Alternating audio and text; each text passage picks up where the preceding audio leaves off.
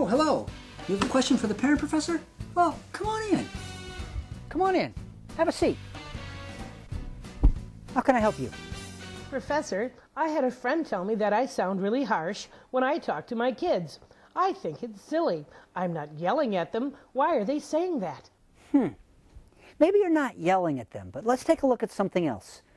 I would like you to play back in your mind conversations or discussions that you've had with your children, and I want you to see if you can get back into hearing your tone. Not so much your volume, because that's yelling is volume. I want you to consider your tone. Because communication experts say that a large percentage of what we say to our children is not in the actual words that we're using. We communicate so much through our tone. We communicate so much through our body language. So that's the second thing I'd like you to look at as well.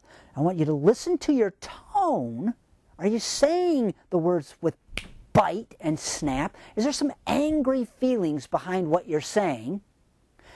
And are you taking a position of power? Are you taking a position of authority? What's your face look like? Are you really getting in like this? What's your body posture look like? Are you towering over your children and really getting up close to them? Are you invading their space? I want you to consider not necessarily what you're communicating, but how you're communicating it.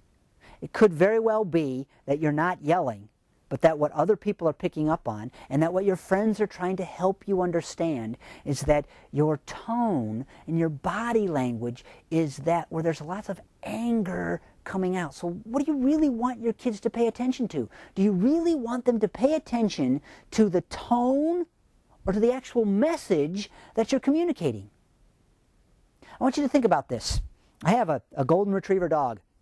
And my golden retriever, Tiffany, oh, she's a lovely dog, and you can call her over, and I can call Tiffany over, and I can say to Tiffany, oh, come right on over here, Tiffany, come on over, I'm going to kill you. And you know what? She'll just come waltzing right over because she's listening to my tone. But I can also have a nice big juicy steak, and I can hold it out, and I can go, come here, Tiffany, come here, I'm going to give you this steak. And you know what? She's not coming for that steak, because she's paying attention to my tone and my body language. Now, I want you to consider what your friend is cluing you in on.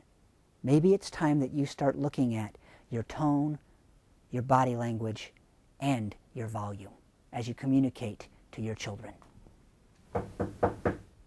Sounds like I have another question for the parent professor.